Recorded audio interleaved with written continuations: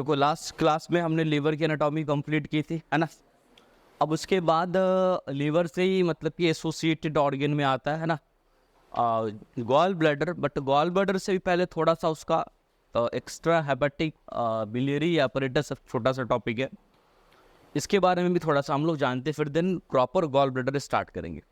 तो भैया नाम ही है जो हमारे बॉडी के अंदर जो बिलियरी एपरेटस है या बिलियरी सिस्टम कह लो, यानी बाइल को कंडक्ट कराने वाली या बाइल का फॉर्मेशन होना, फिर बाइल को ट्रांसपोर्ट होना, बाइल का स्टोर होना, बाइल का फंक्शन होना, ये अलग अलग जगह पे बॉडी में अलग अलग टाइम पे हो रहा होता है, ठीक है। अब सिंपल अगर हम लोग बात करते हैं बाइल का फॉर्मेशन, तो सबको पता कहाँ होता है, लीवर में होता है। तो लीवर के अंदर बन रहा है, लेकिन बाइल का स्टोर अगर हम बोले तो कहाँ होता है, गॉल ब्लैडर के अंदर होता है। तो लीवर के अंदर बन रहा है और गॉल ब्लैडर के अंदर स्टोर हो रहा है, और ये एक्शन कहाँ करता है, तो ड्यूडेनम के अंदर में करता है। यहाँ पर आ जाने के बाद ये एक्शन करेगा, तो बन कहीं और रहा, स्टोर कहीं और हो रहा है, और काम करने के टाइम में वो एक्शन कहीं पे और जाके कर रहा है, बॉडी के अलग अलग साइड पे अलग अलग टाइम पे कर रहा है, ठीक है। तो बनने के बाद स्टोरेज तक कोई ना कोई रास्ता जहां से क्या हो रहा आ रहा है। तो एक जैसे इस यहाँ अगर हम मान लें ये लीवर है ना, ये क्या है, सपोज ये लीवर है, तो एक तो लीवर के अंदर ही खुद ब्रांचेस है अलग अलग है जहाँ से हेपेटिक सेल से बाइल फॉर्मेट हो रहा है, तो वास होकर के तो इंट्रा हेपेटिक बिलियरी एपरेटस को बोलेंगे, क्या बोलेंगे, इंट्रा हेपेटिक बिलियरी एपरेटस, जो लीवर के अंदर अंदर का मामला होगा। जैसे ही लीवर के पास से एग्जिट हो जाएगा, निकल जाएगा, जैसे मैं बताया था कल कहाँ से, पोर्टा हेपेटिस से, right and left hepatic duct, वहां के बाद का जो स्ट्रक्चर्स होगा वो क्या कहलाएगा, एक्स्ट्रा हेपेटिक बिलियरी एपरेटस, है ना।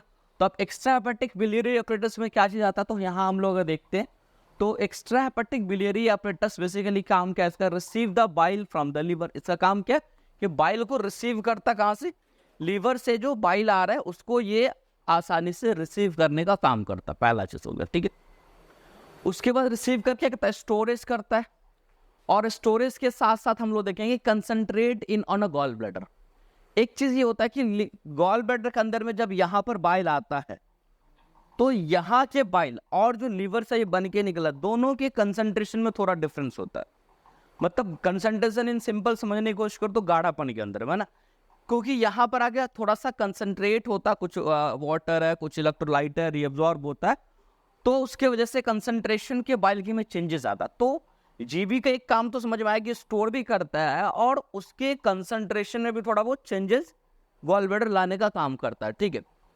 उसके बाद क्या करता है, इसे transmit into the duodenum when required. जब ऐसा नीड्स पड़ता है तो ये यहां से फिर ट्रांसमिट करके कहाँ डाल देता है, ड्यूडेनम के अंदर में ये डाल देता है, ठीक है। तो ये पूरा एक्स्ट्रा हेपेटिक बिलियरी एपरेटस की बात होगी। तो अब इसमें अगर हम लोग देखते कहाँ से कहाँ कौन कौन से कंपोनेंट है, क्या क्या है, तो जैसे इधर से निकला बाइल इधर से, तो right and left hepatic duct, right and left hepatic duct जो है पूरे कंपोनेंट की अगर हम लोग बात करें, तो right and left hepatic duct हो गया, ठीक है। Right and left hepatic duct जो आगे कंटिन्यू कर रहा है, कल मैं इसके स्ट्रक्चर के बारे में बता भी रहा था आप लोग को, है ना। जब ये आगे कंटिन्यू कर रहा था तो बनाता है क्या, ये जो स्ट्रक्चर ये बनाता कॉमन हेपेटिक डक्ट। और इस कॉमन हेपेटिक डक्ट में इधर क्या है, एक तो गॉल ब्लैडर है, और गॉल ब्लैडर से ये डक्ट निकलता है, इसको बोलते हैं सिस्टिक डक्ट, है ना। तो right and left hepatic duct एक कंपोनेंट हो गया, कॉमन हेपेटिक डक्ट दूसरा कंपोनेंट हो गया, गॉल ब्लैडर कह सकते हैं तीसरा कंपोनेंट हो गया, सिस्टिक डक्ट भी एक कंपोनेंट हो गया। सिस्टिक डक्ट के बाद ये जो कॉमनली स्टार्ट करता है जिसको हम लोग बोलते हैं क्या, तब ये बनाता है सीबीडी, सीबीडी यानी कॉमन बाइल डक्ट बोलते हैं। अब यही कॉमन बाइल डक्ट जो है वो इधर की तरफ से आता है, और इधर के साथ मेन पेनक्रियाटिक डक्ट आता, दोनों यहाँ करके मिल जाता, तो हेपेटो पेनक्रियाटिक डक्ट, या यहाँ पर ये एम्बुला है, ये बेसिकली कह सकते हो तो हेपेटो पेनक्रियाटिक डक्ट का फॉर्मेशन कराता है।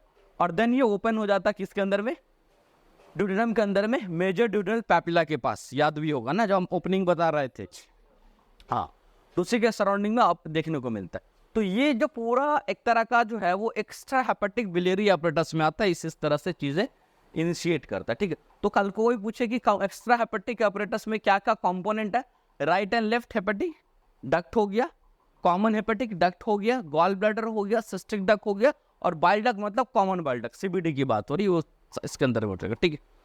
अब यहाँ पे थोड़ा वो दे रखा है जैसे कि हेपेटिक डक्ट के बारे में इंडिविजुअल हम लोग बात करते हैं। हेपेटिक डक्ट क्या है? Right and left hepatic duct है। बेसिकली क्या करता है? It's from the right and left lobe of the liver. Basically ये कहां से आ रहा है? एक राइट लोब से आ रहा है, एक लेफ्ट लोब ऑफ लिवर से आ रहा है, और ये दोनों आपस में इमर्ज करता है एट द कहां पर? Through पोर्टा hepatitis. वहीं पे हम कल दिखाए भी थे कि स्ट्रक्चर वहां से इमर्ज करके फिर वो कॉमन एक स्ट्रक्चर निकलता है वहां से, ठीक है, and unite to form the common hepatis. दोनों एक दूसरे से क्या करता है? जुड़ जाता है और एक सिंपल वो बना रहा है, वो देखने को मिल रहा है। इसका डायरेक्शन कहते हैं this forces the downward for 2.5 centimetre and then joined by the cystic duct. और ये कॉमन हेपेटिक डक्ट की बात करते हैं, ये लगभग कितना? 2.5 सेंटीमीटर नीचे आता है। ये कितना आता है? 2.5 सेंटीमीटर के आसपास आएगा। इसके ज्वाइनिंग से लेकर यहाँ का जो लेंथ होगा कितना होगा? 2.5 सेंटीमीटर। और वहां पर आने के बाद ये सिस्टिक डक्ट के साथ, सिस्टिक डक्ट मतलब गॉल ब्लैडर का डक्ट, किसका? उसके साथ ये आपस में क्या होता है? ज्वाइंट हो जाता है। यहाँ पर नीचे आने के बाद सिस्टिक डक्ट के साथ ये ज्वाइंट होकर के आगे कंटिन्यू कर जाएगा, ठीक है। अब यहाँ पर एक चीज देखने को मिलता है जिसको हम बोलते हैं बेसिकली सिस्टोहेपेटिक एंगल। सिस्टोहेपेटिक एंगल क्या है? एक एक्यूट एंगल बेसिकली देखने को मिलता है कॉमन हेपेटिक डक्ट और सिस्टिक डक्ट। अगर हम लोग यहाँ पर देखें, सिस्टोहेपेटिक डक्ट इसको हम लोग बोलते हैं। ये जो कॉमन हेपेटिक डक्ट है, ठीक है, और कॉमन हेपेटिक डक्ट ये हो गया, और ये क्या? Cystic duct. दोनों के बीच क्या बन रहा है? एक एंगल बन रहा है ना ये। तो ये जो है सिस्टोहेपेटिक एंगल के नाम से हम लोग जानते हैं, जो कि एक्यूट एंगल्स के फॉर्मेशन में होता है, ठीक है। उसके बाद ये तुम्हारा होगा कंप्लीटली एक्स्ट्रा हेपेटिक apparatus। अब एक्स्ट्रा के बाद प्रॉपरली हम लोग आते हैं गॉल ब्लैडर, जो कि देखने को, गॉल ब्लैडर क्या? सिंपल भाई एक पियर शेपेड स्ट्रक्चर्स है, जो कि जनरली अगर हम लोग याद रखें तो कहाँ पर? लीवर में देखने को मिलता है। जीबी फोसा के नाम से एक स्पेस होता है गॉल ब्लैडर के ऊपर, सॉरी लीवर के ऊपर। लीवर के जब हम इंफीरियर सरफेस पाएंगे, विसरल सरफेस जिसको हम लोग बात कर रहे थे, वहां पर एक ग्रूव मिलेगा। ग्रूव मतलब जैसे फोसा बेसिकली जैसे है ना पाल्म है, तो पाल्म के बीच में क्या लग रहा है? एक गड्ढा सा लग रहा है। तो वैसे एक सरफेस पे अलग अलग फोसा, तो फोसा 4 जीबी देखने को मिलता है। गॉल ब्लैडर का एक फोसा देखने को मिलता है। उस फोसा पे क्या होता है कि वहां पर गॉल ब्लैडर लाइज करता है, इंफीरियरली देखने को मिलता है, ठीक है। पेयर शेपेड स्ट्रक्चर, लगभग 30 से 35 ml इसका स्टोरेज है। Some books are also written 50 ml, है ना, तो परेशान नहीं होना। कई बुक 50 ml भी लिखते हैं कि इसका storage capacity, but on average 30 से 35 ml के आसपास, यानी कि इसकी जो स्टोरिंग कैपेसिटी होगी वो ये रेंज में देखने को मिलेगा। अब ये स्टोर करता है। एक सवाल यहाँ पर यह आता है कि अगर मान लीजिए कि हम कहते हैं कि गॉल ब्लैडर का काम क्या है? स्टोर करना बाइल को, और बाइल स्टोर करेगा, और बाइल का जो नीड है वो कहां पर होता है? एक्शन कहां पर है? ड्यूडेनम के सेकंड पार्ट पे, एक्शन वहीं पे देखने को मिलता है। तो उस एक्शन साइट तक कब जाएगा, कैसे जाएगा, क्या से सर्कमस्टांसेस आएंगे? तो यहां पर हम लोग देखते हैं होता है क्या है, जब हम लोग स्पेशली जो बाइल का जो काम है वो क्या चीज है? फैट का डाइजेशन कराना। हमेशा याद रखो, बाइल का काम है फैट का इमल्सिफिकेशन कराना। इमल्सिफिकेशन का मतलब होता है क्या? As a work like a detergent action. Detergent हम लोग जो यूज करते हैं कपड़ा धुलने के लिए ना, डिटर्जेंट का क्या काम होता है? मॉलिक्यूल्स को जो क्या कहते हैं, आपके कपड़े के अंदर जो गंदगी है, एक उसको आपके कपड़े से बाहर निकालना, मतलब उसके साथ जो मॉलिक्यूलर बॉन्ड होगा उसको क्या करना है? तोड़ना है। तो सेम एज फैट का जो बाइल का जो काम होता है, मान लो हम जब फैट खाते हैं तो फैट ग्लोब्यूल्स के फॉर्म में इस तरह से बड़ा सा। अब इमल्सिफिकेशन का मतलब ये होता है इसी बड़े को तोड़ना। इसी बड़े को क्या करता है वो? थोड़ा सा और बड़ा करो। इसी बड़े ग्लोब्यूल्स को क्या कर रहा है वो? कि थोड़ा सा तोड़ने का काम करता है। इधर से मान लो तोड़ दिया, टुकड़ों टुकड़ों में बांट दिया। तोड़ने के बाद क्या किया? उसको टुकड़े टुकड़े में बांट दिया। अब कोई एक बड़ा सा मॉलिक्यूल्स यहाँ है, मान लो ये फैट का एक बड़ा फैट ग्लोब्यूल्स है, बड़ा ग्लोब्यूल्स, एक छोटे छोटे ग्लोब्यूल्स है। तो इसको डाइजेशन करना आसान है, हम लोग इसलिए चबाते हैं, चबा के छोटा करते हैं, ऐसे ही समझ। तो main major thing is that, जो इमल्सिफिकेशन का मतलब है कि बड़े फैट ग्लोब्यूल्स को छोटे फैट ग्लोब्यूल्स में कन्वर्ट करना, ताकि उसके ऊपर जो अभी एंजाइम आएगा, डाइजेस्टिव एंजाइम फैट को डाइजेस्ट करने के लिए, है ना, वो जाकर के आसानी से इसको क्या करेगा, लाइपेज वगैरह अभी हम लोग देखेंगे, तो वो उसको क्या करेगा कि डाइजेस्ट करा देगा, ठीक है। तो अब ये चीज जो होता है कि भाई ठीक है ये करा देगा, हम खाए फैट, गया क्या डिड्यूडिनम के पास, तो अब ये स्टोर हो रहा कहाँ? जीबी के अंदर। तो वहां से उसको आने का जो एक्शन, तो जैसे फूड फैट फूड इंड्यूस कराता है, जैसे भी हम लोग फैट फूड खाते हैं तो फैट फूड क्या कराता है कि जो ड्यूडेनम के अंदर में हम लोग देखते हैं कॉलिसिस्टोकाइनिन एक केमिकल से बेसिकली कह सकते हैं, वो basically from the duodenal cell से ये रिलीज होता है। तो फैट सेल, फैट जो एक तरह समझो कि ड्यूडेनल सेल को एक्टिवेट करता है और वो रिलीज करता है क्या, कोलिसिस्टोकाइनिन रिलीज करता है। और इसके वजह से क्या होता है, ये जो है ना कोलिसिस्टोकाइनिन रिलीज हुआ, और ये रिलीज हुआ तो मान लो रीच करके ब्लड के थ्रू कहां होता है, गॉल ब्लैडर में, और गॉल ब्लैडर को कॉन्ट्रैक्ट करा देता है। क्या करा देता है, जीबी को कॉन्ट्रैक्ट करा। अब जीबी को जब जैसे कॉन्ट्रैक्ट करे तो जीबी के अंदर जो चीज वो क्या होगा, बाहर आएगा। अब वो जब बाहर आएगा तो वो कहां जाएगा, नीचे, नीचे की तरफ जाएगा, मतलब कि सिस्टिक डक्ट से निकलेगा, सिस्टिक डक्ट से निकलने के बाद कहां जाएगा, कॉमन हेपेटिक डक्ट में जाएगा, और उससे फिर कहां जाएगा, ड्यूडेनम तक पहुंचेगा। और फाइनली हम लोग देखते हैं जब गॉल ब्लैडर कॉन्ट्रैक्ट कर जाता है and this the release this Biles, और वहां से बाइल रिलीज होगा ड्यूडेनल सेल्स के पास। जब फैट डाइट अगर पहुंच रहा है तो वो सेल स्टिमुलेट होकर के कोलिसिस्टोकाइनिन रिलीज कराता है, सीसीके इन शॉर्ट बोलते हैं, ठीक है। वो सीसीके क्या करेगा, यानी कोलिसिस्टोकाइनिन जो है वो जाकर के गॉल ब्लैडर को कॉन्ट्रैक्ट करा देगा, और गॉल ब्लैडर जैसे कॉन्ट्रैक्ट हुआ तो उसके अंदर स्टोर है, कुछ करने की जरूरत भी नहीं उसके बाद, ठीक। ये बेसिकली रिलीजिंग का मैकेनिज्म है, यहाँ पे दे दिया तो मैं बता भी दिया। अब बेसिकली लोकेशन की बात करें तो वही चीज है, it lies on the fossa for gall bladder, है ना, कहाँ पर होता है, तो फोसा फॉर गॉल ब्लैडर कहाँ पर, तो लीवर के इंफीरियर सरफेस में देखने को मिलता है ना, इंफीरियर सरफेस में राइट लोब्स के अंदर में देखने को मिलता है the liver along right edge of the quadrate lobe. अब याद करो क्वाड्रेट लोब हम लोग पढ़ते तो, अब ये मान लो पूरा का पूरा लीवर है, ये सपोज मान लो क्या है, पूरा लीवर है। अब ये लीवर के अंदर में हम लोग पढ़ा था कि याद होगा कि जो क्वाड्रेट लोब है वो किधर होता है, कौन सरफेस पे, सरफेस इंफीरियर में, काउडेट पोस्टीरियर में। तो ये मान लो अभी हम नीचे से देख रहे हैं, तो ये मान लो क्या है, क्वाड्रेट लोब। क्वाड्रेट मतलब भी 4 एजेस वाला स्ट्रक्चर भी होता है, क्वाड्रेंगुलर स्ट्रक्चर इसलिए नाम भी है। कह रहा surface of the right lobe of the liver along the right edge of the quadrate lobe. अभी ऐसे अगर हम खड़े हैं, सपोज ये इंफीरियर ही है मान लो, देख रहे हैं, तो ये इसका इधर वाला क्या होगा, राइट एज, इधर वाला क्या होगा, लेफ्ट एज। तो यहाँ इस आसपास में कहीं पर एक फोसा है, मतलब क्वाड्रेट लोब के राइट एज में एक, यहाँ पर एक फोसा है, जो फोसा फॉर गॉल ब्लैडर होता है, वहीं पर क्या रहता है कि गॉल ब्लैडर लाइज करता है, ठीक। डायमेंशन है, लेंथ लगभग 10 सेंटीमीटर है, वाइडनेस जो है वो 3 सेंटीमीटर का, और वाइडनेस की बात आती है at it's a widest part, है ना। अब जैसे गॉल ब्लैडर को अगर नॉर्मली देखो तो ये पूरा गॉल ब्लैडर है, तो ये लेंथ समझ में आएगा 10 के आसपास।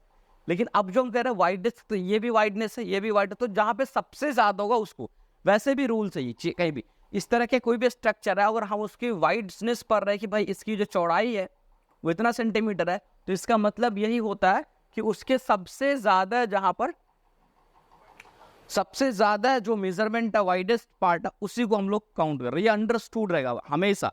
जैसे किडनी हम लोग पढ़ेंगे सपोज मान लो, तो किडनी के अंदर अब किडनी इस तरह से ऊपर क्या होता है, पोल है, नीचे पॉइंटेड, जैसे कि हम देख, अब ये वाइडनेस अलग होगा, ये अलग होगा, ये अलग, सब अलग। तो जहां पे सबसे ज्यादा वाइड हो उस वाइडनेस को हम लोग कंसिडरेबल रखते, जो बुक भी लिखते वो यहाँ पे जैसे एट इट्स वाइडेस्ट पार्ट लिख रखा है, जरूरी नहीं भी लिखे तो वो आपका अंडरस्टूड हर ऑर्गन में, ये बेसिकली अपने आप में रखना है, ठीक है, मेनली।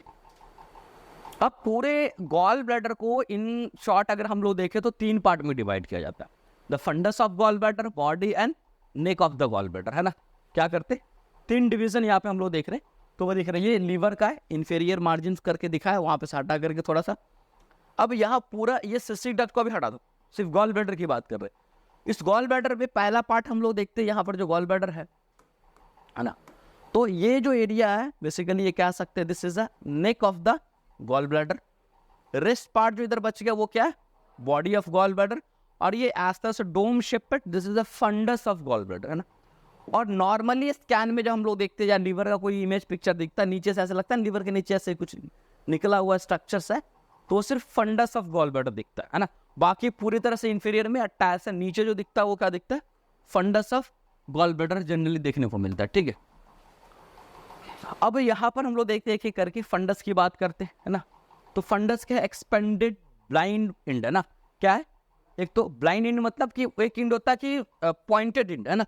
जैसे कोई चीज खत्म हो रहा है, अब ये खत्म हो रहा है, तो ये ब्लाइंड में मतलब ये होता है एक चीज ऐसे खत्म, अब ये जो खत्म हुआ तो ये पॉइंटेड इंड हो गया, अब ये खत्म हो रहा है, तो ये इंड कैसा लग रहा है, this is a blind end, तो फंडस एक इंडी है ना, खत्म ही हो रहा गॉल ब्लैडर, तो यहाँ जो एंड करा वो कैसा एक्सपेंडेड है, थोड़ा फैला हुआ ब्लाइंड इंड देखने को मिला, completely surrounded by the peritoneum, यानी इसके ऊपर फंडस के ऊपर पूरी तरह से क्या सराउंड करता है, पेरिटोनियम सराउंड करता है। It is related anteriorly to the anterior abdominal wall, यानी इसके सामने जो देखने को मिलेगा एंटीरियर एब्डोमिनल वॉल मिलेगा, एंड पोस्टीरियरली रिलेट करता है किससे, ट्रांसवर्स कॉलम। मतलब ये अगर मान लो फंडस है यहाँ पर, तो इसके आगे या 10 में हमारे आगे का क्या होगा, एंटीरियर एब्डोमिनल वॉल होगा, और ये पीछे से जो रिलेट करेगा तो मे बी यहाँ पर क्या देखने को मिलेगा, जैसे ट्रांसवर्स कॉलम का एक कट स्लाइस लगा हुआ ना, तो ये पीछे इस तरह से एक स्लाइस है सिर्फ यहाँ पर, हम ना, तो ये क्या देखने को मिलेगा यहाँ पे, ट्रांसवर्स कॉलम एक रिलेट करेगा पोस्टेरियर एस्पेक्ट में देखने को मिलता है। ठीक है, अब हम लोग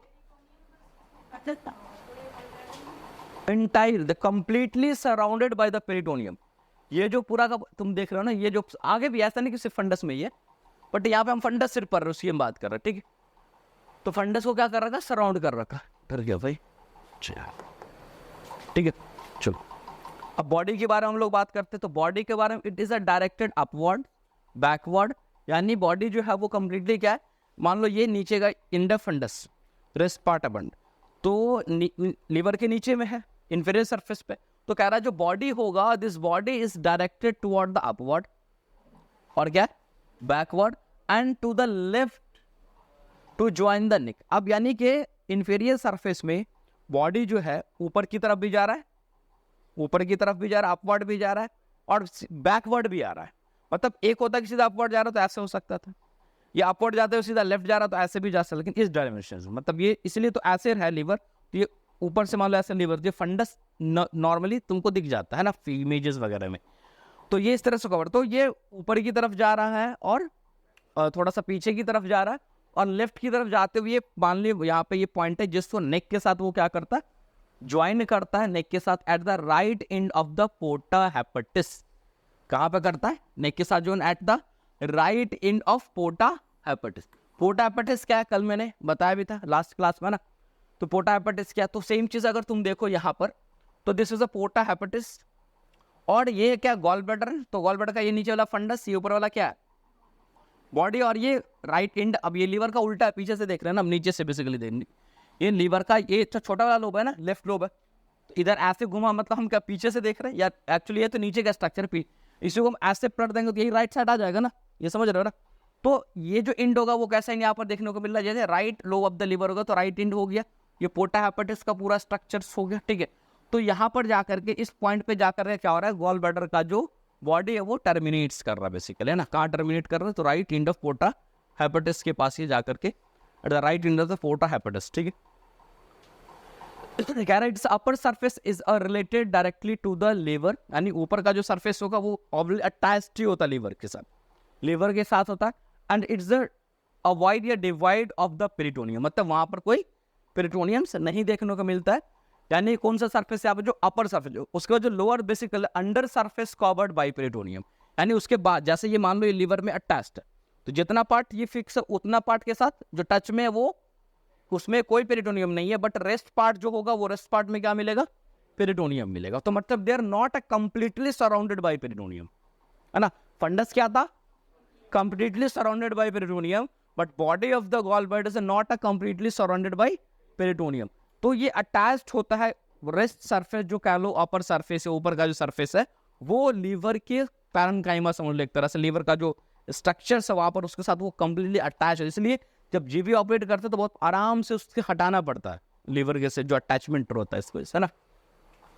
अब नेक की बात हम लोग करें, it is a narrow upper end of the gall bladder, size से बात ये नैरो है, और क्या क्योंकि नीचे से ऊपर की तरफ जा रहा था तो ये लोअर एंड हो जाएगा फंडस, तो ऊपर क्या जो नेक होगा वो क्या अपर एंड अपर की तरफ जा रहा है।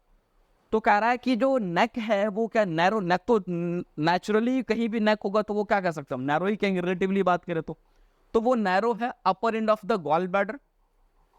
इसका काम है इस ज्वाइंट सिस्टिक डक्ट, ये क्या ये किससे जाके ज्वाइन कर रहा है, ये सिस्टिक डक्ट से कर रहा है, और attach to the liver by the loose areolar tissue in which cystic artery is embedded, है ना। ये क्या कर रहा है कि बेसिकली ये अटैचमेंट रखता है लिवर के साथ बाय लूज एरियोलर टिश्यू, मतलब कि बहुत जैसे कि बॉडी का एक अच्छा अटैचमेंट देखने को मिलता है, लेकिन नेक के साथ कोई स्ट्रॉन्ग अटैचमेंट नहीं, बट है उसके कंपेयर में, बॉडी के कंपेयर में हम बात कर रहे हैं यहाँ पे, तो लूज एरियोलर टिश्यू के साथ अटैच होता है, इन which cystic artery is embedded, यानी सिस्टिक आर्टरी जब मैं दिखाऊंगा तुम्हें, क्योंकि सिस्टिक आर्टरी नाम ही है, किसको जाएगा, गॉल ब्लैडर को जाएगा सप्लाई करने के, उस नेक के साथ एसोसिएट होकर के जाता है, ठीक है। अब यहाँ देखते हैं पोस्टेरोमीडियल वॉल शो ए पाउच लाइक डायलेशन। अब नेक है तो सिंपल अगर ऐसे समझो, ये बॉटल है हमारे पास, है ना, तो बॉटल का ये जो पार्ट है वो क्या है, नेक है, सिंपल समझो, ये बॉटल का ये पार्ट क्या है, नेक है। अब नेक जो है ये एंटीरियर वॉल है, ये पोस्टीरियर वॉल हो सकता है, अभी मान लो हम सुपेरियर कह देंगे, ये इंफीरियर कह देंगे। तो सेम एज यहाँ पर हम कहते पोस्टेरोमीडियल वॉल, यानी नेक का पीछे का वॉल पोस्टीरियर होगा। पोस्टीरियर में अगर ऐसे हम बात करिए, पूरा पोस्टीरियर है नेक का, तो पोस्टीरियर एक पूरा का पूरा ये पोस्टीरियर है, तो कुछ इधर के साइड से होगा तो मीडियल कह सकते, जो उधर के साइड से होगा क्या कह सकते, लैटरल कह सकते। तो पोस्टेरोमीडियल जो मीडियल साइड होगा, यानी अगर ऐसे रखे तो इधर वाला मीडियल, उधर जो दूर जा रहा होगा वो लैटरल होगा। तो बाकी आगे से ठीक है, कह रहा पोस्टेरोमीडियल पीछे की तरफ जाकर के और मीडियल की तरफ अंदर की तरफ आकर के वहां पर एक पाउच लाइक डायलिटेशन देखने को मिलता है, जिसको हम हार्ट्समैन पाउच बोलते, क्या बोलते, हार्ट्समैन पाउच बोलते हैं। और ज्यादातर क्लिनिकली हमको पता रहता है हार्ट्समैन पाउच, है ना, डायरेक्टली डाउनवर्ड एंड बैकवर्ड, ये इसका जो डायरेक्शन होता है वो डाउनवर्ड एंड बैकवर्ड देखने को मिलता है, वो होगा किसी में हार्ट्समैन पाउच। हाँ ये है ना, यहाँ पे देख रही है ना, नेक का ये स्ट्रक्चर है, ये नेक का ये स्ट्रक्चर, बट यहाँ पर क्या लगता है, ये डायलेटेड हो गया, ये पाउच लाइक स्ट्रक्चर बन गया और ये हार्ट्समैन पाउच। तो मोस्टली हम लोग देखते हैं कि ज़्यादातर टाइम पे कि जो नेक वगैरह में जो स्टोन होता है वो हार्ट्समैन पाउच के अंदर में देखने को मिलेगा, क्योंकि एक तो यहाँ पर रीज़न है कि सपोज ऐसे थोड़ा समझना आसान रहेगा, जो स्टोन है वो किसी कारणवश मान लो कैल्शियम है, कार्बोनेट है, कुछ भी है, यहाँ पर आसानी से क्या होता है, प्रिसिपिटेट कर जाता है। प्रिसिपिटेट करने मतलब यहाँ पर आकर के जमा हो रहा है। और कोई भी चीज़ जब स्टैग्नेंट फॉर्म में हो, मतलब कि रुका हुआ स्टेटस में हो, तो वो अब नॉर्मल से क्या होने लगता है, जैसे पानी का सिंपल से, पानी अगर बहती पानी होती है तो क्या बोलते हैं भाई, ठीक ठाक पानी, लेकिन पानी अगर एक कटोरी में रख दो, पीने वाला पानी, 10 दिन छोड़ दो, पानी से कुछ ना कुछ स्मेल आ ही जाता है, क्योंकि वो स्टैग्नेंट वाटर नहीं है, बहता हुआ पानी नहीं है। तो वैसे भी यहाँ क्या काम है भाई, तो बहना है ना, बाइल आ रहा है, बाइल जा रहा है, अब यहाँ पर थोड़ा थोड़ा आके प्रिसिपिटेट करता है, अब वो प्रिसिपिटेट सॉलिड फॉर्म में होना स्टार्ट होने लगता है, तो मे बी स्टोन का फॉर्म है। ज़्यादातर नेक वगैरह में कहीं भी स्टोन हो सकता है, ये नहीं, फंडस में भी स्टोन होता है। फंडिक स्टोन जब हम लोग देखते भी है तो पेशेंट को लेटा के भी यूएसजी कराते हैं, फिर पेशेंट को 4 फीट मतलब इस तरह से करके करते फंडस का, तो वही स्टोन है यहाँ से गुड़ के यहाँ पहुँच जाता है, तो आदमी को कन्फ्यूजन होता है, लेटा करोगे तो यहाँ दिखेगा और 4 फीटेड करोगे तो यहाँ देखता। कभी कभी मिस गलती से लोग बोल देते हैं कि दो जगह स्टोन है, वही स्टोन मूव भी करता है। जब ऐसे मिले कभी फंडक स्टोन तो पेशेंट को करके देखना, वही मूव करेगा, ठीक है। खराब स्टोन की बात अलग है। तो तुम ये सिर्फ हार्ट्समैन पाउच है जो मौत क्लिनिकली याद रखना यहाँ पर, कि यहाँ पर मिस प्रॉबिलिटी देखने को मिलता है कि ये स्टोन वगैरह यहाँ लॉस कर सकता है, ठीक है। निक हो गया, चलो ठीक। अब थोड़ा सा यहाँ पर स्ट्रक्चर है कि wall of the gall bladder, है ना, जैसे जीआईटी का पूरा वॉल पढ़ते थे ना, तो गॉल ब्लैडर भी क्या है, पाउच लगा स्ट्रक्चर था, पाउच का तो सिर्फ बीच में तो खाली खाली होगा, लेकिन चारों तरफ क्या है, क्या वॉल होगा। तो इसके बाद 4 लेयर देखने को मिलता है ना। 4 लेयर में सबसे आउटर लेयर है सीरस लेयर, जो पेरिटोनियम का बना हुआ है, ठीक है। उसके बाद सब सीरस लेयर है जो लूज एरियोलर टिश्यू का बना हुआ है, जो ऑलरेडी यहाँ पे लिखा भी हुआ है। उसके बाद फाइब्रोमस्कुलर लेयर है जो स्मूथ मसल्स पर फाइब्रस टिश्यू का बना हुआ, और सबसे अंदर जो लेयर है म्यूकस मेम्ब्रेन का, जो फ्लैट बेसिकली कॉलमनार सेल्स के ये बना हुआ है, ठीक है। ये तुमको यहाँ पर आउट देखने को मिलेगा, ठीक। तो ये अलग अलग लेयर, क्यों यही म्यूकोसल लेयर जो होता है वो कहीं ना कहीं उसमें सिक्रेशन और some absorption of water and some calcium का कराता है, जिसकी वजह से कंसंट्रेट हो पाता है, ठीक। अब यहाँ पे आर्टेरियल सप्लाई की हम लोग बात करते हैं। यही आर्टेरियल सप्लाई अभी हम दिखा रहे थे, सिस्टिक आर्टरी, देख रहे हो यहाँ से सिस्टिक आर्टरी लगभग नेक के पास से इम्बेडेड करता है। तो सबसे पहला चीज तो यही है कि हमें सबको पता है कि जो क्या कहते हैं, जो गॉल ब्लैडर है this also develop from the, किस रीजन से, फॉरगट रीजन से ये भी डेवलप।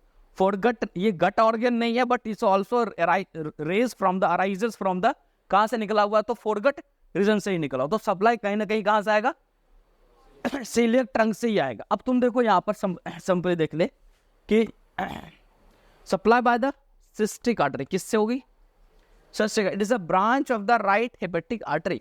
अब याद करो यहाँ है ना, हेपेटिक आर्टरी जा रहा है, हेपेटिक आर्टरी उधर गया, right and left, left clear, तो राइट वाले से एक ब्रांच निकल गया और ये बना क्या, सिस्टिक आर्टरी निकला, descending branch of cystic artery. एक छोटा सा सिस्टिक में से डिसेंडिंग निकलता जो कॉमन सीबीडी वगैरह को सप्लाई करेगा, हमें गॉल ब्लैडर की बात कर रहे हैं। तो सिस्टिक आर्टरी से यहाँ supply, it may arise from the main trunk of the hepatic artery. अब देखो ये कह रहा है it may arise from the main trunk of artery from the left hepatic artery और फ्रॉम द गैस्ट्रोड्यूनल आर्टरी। एक तो जनरली हम लोग देखते हैं कि जो सिस्टिक आर्टरी है वो most commonly this is arises from the right hepatic artery, but इसके अलावा it may possible is that कि ये अराइज कहाँ से हो सकता है, तो main trunk of hepatic artery. तो हेपेटिक आर्टरी कौन है, ये कि यहां से नहीं होकर के यहीं से हो जाएगा, ठीक है, यानी मेन हेपेटिक से भी अराइज हो सकता है। इसके अलावा और भी देखते हैं फ्रॉम द साथ from the left hepatic artery, यानी राइट से नहीं होकर के मे इज पॉसिबल दैट कि अभी किसी में लेफ्ट से भी देखने को मिल सकता है। और इसके अलावा और फ्रॉम द गैस्ट्रोड्यूडेनल आर्टरी। अब गैस्ट्रोड्यूडेनल आर्टरी नीचे की तरफ जा रहा है, सुपीरियर पेनिकल राइट गैस्ट्रोपिप्लिक, ये गैस्ट्रोड्यूडेनल आर्टरी होगा, तो मे पॉसिबल कि यहाँ से भी। लेकिन in general most of the time it is arises from, ज्यादातर टाइम जो वो कहाँ से निकल रहा है, वो राइट हेपेटिक आर्टरी से वो अराइज कर रहा है। लेकिन है ना, इसके अलावा मेन हेपेटिक आर्टरी से भी अराइज कर सकता है, लेफ्ट हेपेटिक आर्टरी से भी अराइज कर सकता है, और गैस्ट्रोड्यूडेनल आर्टरी से भी, लेफ्ट गैस्ट्रोड्यूडेनल नहीं, सिर्फ गैस्ट्रोड्यूडेनल, गैस्ट्रो एक ही है, दो नहीं है, लेफ्ट राइट नहीं होगा उसमें, ठीक है। तो यहाँ से अराइज करता है, तो ये बट वेनस ड्रेनेज सेम है, सिस्टिक वेन, सिस्टिक आर्टरी गई है तो सिस्टिक वेन निकलेगा, और वेन कहाँ लेके जाएगा, पोर्टल वेन में लेके जाएगा, कहानी खत्म। By small number of when, कुछ है जो उसको हेपेटिक वेन के नाम से हम लोग देखते, कुछ है जो वहां से ड्रेन करा जाएगा, ठीक है। Lymphatic drainage, major drain into the cystic lymph node of the Lund, है ना।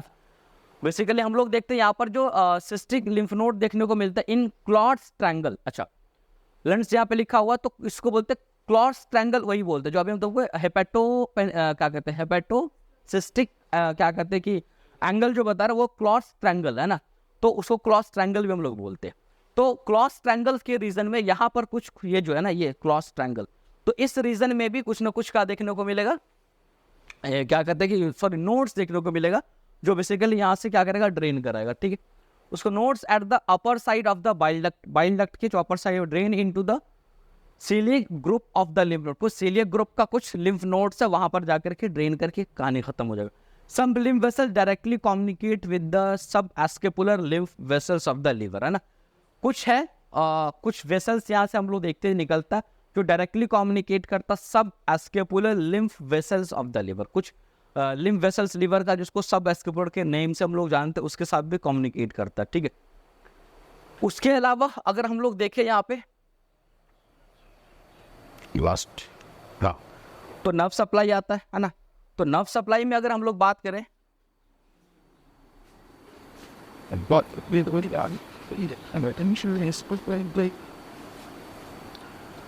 तो नर्व सप्लाई में ना वह सिस्टिक प्लेक्सस, क्या नाम है, cystic plexus by the sympathetic fibre of the T7 to T9, है ना।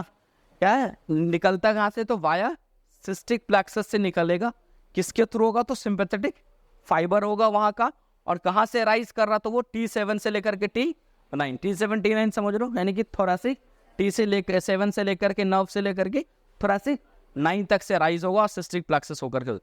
पारासिम्पैथेटिक देखने को फाइब्रस देखने को राइट एंड लेफ्ट वेगस, ये देखो तुम याद रखो पूरे का पूरे अब तक जीआईटी में सब जगह कहा रहा है पारासिम्पैथेटिक वेगस, नहीं कुछ याद रहेगा तो इतना ब्रांच ऑफ वेगस लिख दोगे याद रखो, क्योंकि वेगस वैसे ही पर लार्जेस्ट ऑफ बेसिकली हम लोग देखते हैं ये कॉमन ये क्रेनियल नर्व में आता है ना। Fibrous of the right phrenic, है ना, कुछ एक है fibrous of the right phrenic nerve, है ना। कुछ फाइबर है राइट, जैसे जो फ्रेनिक नर्व होता है जो डायफ्राम को सप्लाई करेगा ना, तो राइट फ्रेनिक नर्व और लेफ्ट फ्रेनिक नर्व, तो कुछ फाइबर से यहाँ से है जो पैरासिम्पैथिक फाइबर देखने को मिलता है, वो किसका, तो क्या कहते हैं कि फ्रेनिक नर्व का, तो फ्रेनिक में किसका, राइट फ्रेनिक नर्व, क्योंकि वो राइट साइड डायफ्राम इधर ही है, तो उससे भी कुछ वहाँ पर जाके नर्वस सप्लाई देखने को मिल जाता है, ठीक है।